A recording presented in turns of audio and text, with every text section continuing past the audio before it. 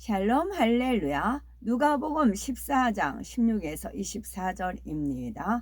이르시되 어떤 사람이 큰 잔치를 베풀고 많은 사람을 정하였더니 잔치할 시각에 그 정하였던 자들에게 종을 보내어 이르되 오소서 모든 것이 준비되었나이다 하매 다 일치하게 사양하여 한 사람은 이르되 나는 밭을 샀음에 아무래도 나가 보아야 하겠으니 청컨대 나를 양해하도록 하라 하고 또 한 사람은 이르되 나는 소 5 겨리를 샀음에 시험하러 가니 청컨대 나를 양해하도록 하라 하고 또 한 사람은 이르되 나는 장가 들었으니 그러므로 가지 못하겠노라 하는지라.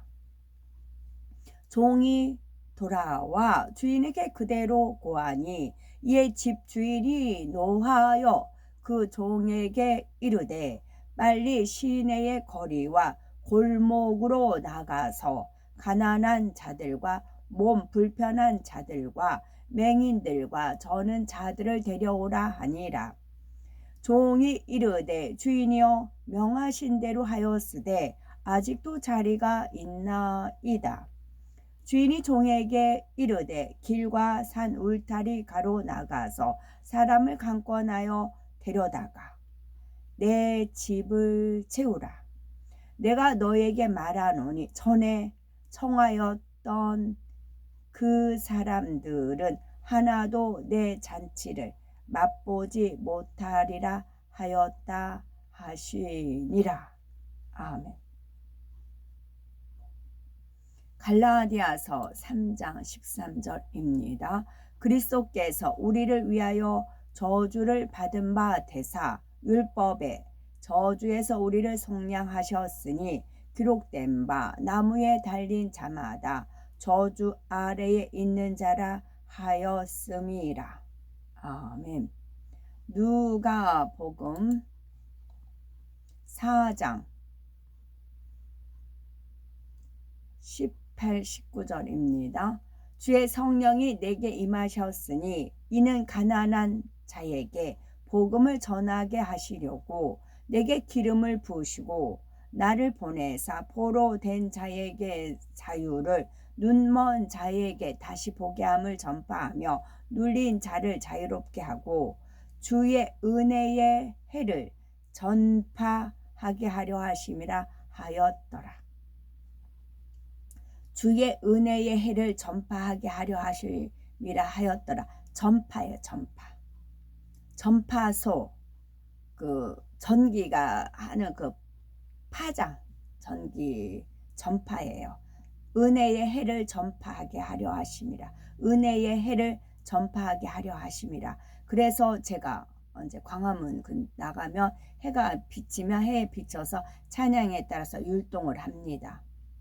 그러면 지나가는 분이 이제 이렇게 표현을 하십니다. 이것은 주의 은혜의 해를 전파하게 하려 하심이라 하였더라. 이 말씀의 한 대목이기도 합니다. 지금은 많은 분들이 눈으로 보기 때문에 제가 이렇게 말씀드리는 거고 저는 이 뜻을 알고 지금까지 해온 것입니다. 그 다음에 누가복음 여기까지 읽겠습니다. 옛날부터 회갑이나 결혼 등 집안에 경사스러운 일이 생기면 사랑을 주고받은 사람들을 초청하여 잔치를 베풀었습니다. 그래서 이제 다시 한번 올릴게요. 어떤 그림 하나를 봤는데 거기에 옛날 그런 그 풍경이 있더라고요. 그 중에 주님께서 아버지 하나님께서 옛날에 잔치 베풀 때 이랬느니라 하시면서 이렇게 지목해서 알려주신 부분이 있어요. 잔치상 들고 막 가는 거 있잖아요. 그런 그림이 마침 있어서 제가 동영상을 찍었는데 잔치집 앞으로 혼인잔치 하는 겁니다. 그래서 이제 우리나라 조선시대 이렇게 잔치상 이렇게 잔치했느냐 하면서 그 그림 보고는 너무 또 아버지 하나님의 그 그 섭리를 또 깨달았죠. 아버지 하나님은 확고하십니다. 확고. 저한테도 주신 게 확고하고요. 초청받은 사람은 예의를 갖추고 참석해 함께 기쁨을 나누고 진수, 성찬을 먹으며 축하해 주었지요. 하나님의 형상을 따라 사람을 창조하시고 생사, 화복을 주관하시는 하나님께서도 큰 잔치를 배설하며 사랑하는 자녀들을 부르고 계십니다. 아름다운 천국을 예비하시고 예수 그리스도를 영접하는 사람마다 하나님의 자녀된 권세를 얻어 영광의 천국 잔치에 참여하도록 초청하시는 것이지요. 누가복음 14장에는 천국 잔치 비유에 관한 말씀이 나오죠. 어떤 사람이 몇 월 며칠에 큰 잔치를 베풀고자 하오니 오셔서 행복하게 즐기기를 바랍니다. 라는 초청장을 많은 사람에게 보냈습니다.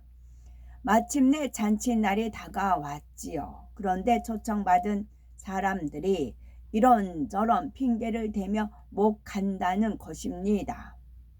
이유인즉슨 밭을 샀으니 가봐야 하고 소 5 겨리를 시험하러 가야 되고 장가 들어서 못 가겠다는 것이었습니다. 막대한 비용을 들여 정성스럽게 큰 잔치를 배설한 주인은 초청한 사람들이 못 온다고 하자 크게 노합니다. 그리고 종에게 빨리 시내의 거리와 골목으로 나가서 가난한 자들과 병신들과 소경들과 저는 자들을 데려오라고 하시지요. 그렇게 했는데도 자리가 있다고 하자 주인은 길과 산울가로 나가서 사람을 강권하여 데려다가 내 집을 채우라. 내가 너에게 말하노니 전에 청하였던 그 사람은 하나도 내 잔치를 맛보지 못하리라 합니다. 예수님께서는 천국 잔치 비유를 통해 무엇을 말씀하시고자 하는 것일까요? 여기서 잔치를 베푼 주인은 주님을 의미하고 잔치를 베푼 장소는 교회를 가리키기도 합니다. 주님께서는 교회를 훌륭한 연회장으로 만드시고 생명의 말씀으로 진수성찬을 베푸신 다음에 주의 종들을 통해 세상 사람들을 초청하고 계신 것이지요. 우리가 예배에 참석하는 것은 잔치에 초대받은 사람으로서 진수성찬을 맛있게 먹는 것과 같습니다. 천국 잔치 비유는 주님의 초청에 응하여 잔치에 참석한 사람은 천국에 들어갈 수 있지만 초청에 응하지 않은 사람은 천국을 소유할 수 없다는 교훈을 줍니다. 이스라엘에서는 보통 잔칫날이 되기 오래전에 사람들에게 초청 의사를 밝힌 후 잔칫날이 되면 다시 종을 보내 전에 청했던 손님들을 데려오는 풍습이 있었습니다. 밭을 사거나 결혼하는 일은 갑작스럽게 이루어지는 것이 아니기에 얼마든지 초청을 거절할 수 있는 시간적인 여유가 있지요. 그런데 이들은 주인이 준비를 다 한 후에야 참석할 수 없다는 통보를 해온 것입니다.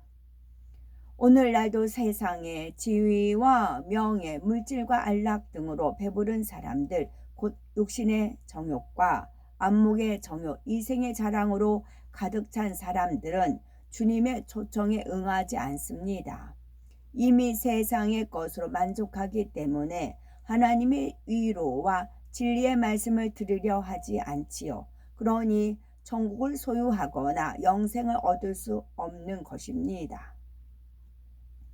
우리는 세상의 부귀 영화를 부러워하거나 이에 매이지 않고 심령이 가난한 사람이 되어 주님께서 초청하시는 천국 잔치에 기쁘게 응해야겠지요. 주님의 초청에 응한 사람들은 가난한 사람, 병든 사람, 소경, 저는 사람 등 주로 소외되고 버림받은 인정받지 못하는 사람들이었습니다. 그러나 하나님 앞에서는 조금도 부끄러워하지 않고 도리어 복된 사람들이었지요. 하나님 앞에 나오는 사람들을 살펴보면 대부분의 경우 인생의 비곡을 맛보고 사람의 나약함과 한계를 철저히 깨달은 이들입니다. 물론 선한 양심 가운데 사람의 도리를 쫓아 하나님을 찾는 사람도 있지요. 그러나 주로 심령이 가난하고 소외된 사람들이 간절한 마음으로 나오기 때문에 복음을 전할 때 부요한 사람보다는 그들에게 전하는 것이 더 쉽습니다. 마태복음 5장을 보면 어떤 사람에게 복음을 전해야 하는지가 잘 나와 있지요. 심령이 가난한 사람, 애통하는 사람, 마음이 온유한 사람, 의에 줄이고 목마른 사람, 가난하고 어려운 사람을 긍휼히 여기는 사람, 마음이 정결한 사람, 화평케 하는 사람, 의를 행하다가 핍박받는 사람이지요. 이들을 찾아가 복음을 전해야 열매를 맺어 하나님께 영광을 돌릴 수 있습니다. 주인은 종에게 빨리 시내의 거리와 골목으로 나가서 가난한 자들과 병신들과 소경들과 저는 자들을 데려오라.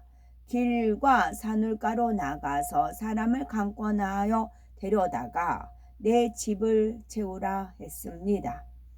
이처럼 주님께서 많은 사람을 천국 잔치에 초청하시는 이유는 무엇일까요? 그것은 첫째로 가난한 사람에게 복된 소식을 전하기 위해서이고, 둘째는 포로된 사람에게 자유를 주기 위해서이고, 셋째는 눈먼 자를 다시 보게 하기 위해서이고, 넷째는 주의 은혜의 해를 전파하기 위해서입니다. 가난한 사람에게 복된 소식을 전하기 위해서입니다. 갈라디아서 3장 13, 14절에 그리스도께서 우리를 위하여 저주를 받은 바 되사 율법의 저주에서 우리를 속량하셨으니 기록된 바 나무에 달린 자마다 저주 아래 있는 자라 하였음이라. 이는 그리스도 예수 안에서 아브라함의 복이 이방인에게 미치게 하고 또 우리로 하여금 믿음으로 말미암아 성령의 약속을 받게 하려 함이니라 했습니다. 이는 하나님의 벗이라 불리며 부요했던 아브라함의 복을 우리에게 주셔서 영적인 승리뿐 아니라 물질의 축복도 누리게 하시겠다는 뜻이지요. 가난한 사람이 예수 그리스도를 믿고 말씀에 순종하면 가난으로부터 해방되기 때문입니다. 둘째는 포로된 사람에게 자유를 주기 위해서이지요. 오늘날 제2의 노예가 되어 헤어나오지 못하는 사람이 많습니다. 그런데 제2의 문제는 어떤 사람도 대신 해결해 줄 수가 없지요. 오직 예수 그리스도의 능력만이 우리를 죄에서 자유롭게 할 수 있습니다. 그래서 하나님께서는 이는 힘으로 되지 아니하며 능으로 되지 아니하고 오직 나의 신으로 되느니라 말씀하셨지요. 주님의 보혈만이 우리를 죄에서 깨끗게 하실 수 있으며 우리의 영혼을 생명으로 풍성하게 하십니다. 이러한 주님으로 인해 우리가 천국 잔치에 참여해 진리로 자유함을 얻는 것이지요. 셋째로 눈먼 자를 다시 보기 위해서입니다. 사람이 주님을 영접하지 않고 죽으면 참혹한 지옥으로 끌려가 끝없는 고통을 받습니다. 차라리 태어나지 않는 것만 못하지요. 천국 잔치는 영적으로 눈먼 사람의 눈을 뜨게 하여 천국을 바라보게 해줍니다. 누구든지 주님을 영접하고 천국 잔치에 참여하면 부활의 소망과 천국 소망이 생기며 영생을 얻습니다. 넷째는 마지막으로 주의 은혜의 해를 전파하기 위해서이지요. 은혜의 해란 이스라엘에서 50년마다 지키는 희년 곧 노예로 팔려간 가족이나 친지 혹은 빚으로 넘어갔던 땅 등 이렇던 모든 것을 회복시켜 주는 때를 말합니다. 예수님께서 십자가에 돌아가셨다가 사망 권세를 깨뜨리고 부활 승천하신 후 성령을 보내주심으로 복음이 전 세계에 전파돼 은혜의 시대가 되었지요. 누구든지 예수 그리스도를 영접하면 하나님의 자녀가 된 권세를 회복하게 됩니다. 첫사람 아담이 원수 마귀에게 넘겨준 모든 권세를 되찾을 수 있지요. 주님께서는 전 세계 만민을 천국 잔치에 초청하고 계십니다.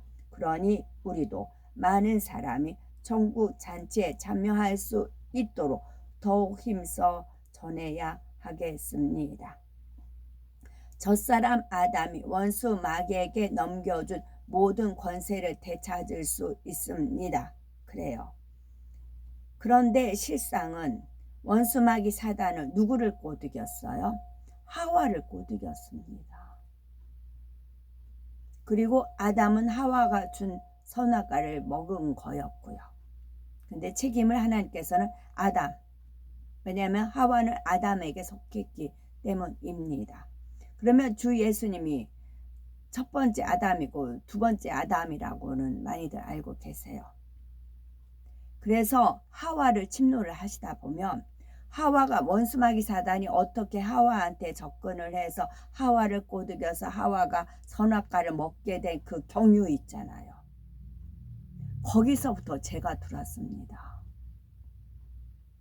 거기서부터. 그래서 저는 이제 이거를 이제 피 흘리기까지 싸워 가다 보니까 이게 원죄가 이건 줄을 알았습니다. 그래서 제가 말씀 읽으면서 떠올려 주는 대로 제가 알려드리는 겁니다. 아담과 하와는 또 다른 차원이에요. 그래서 저는 이 경유를 압니다. 원수마귀 사단이 하와한테 어떻게 접근을 했으면 하와가 왜 넘어갈 수밖에 없는지 이 경유를 저는 파악을 합니다. 아멘.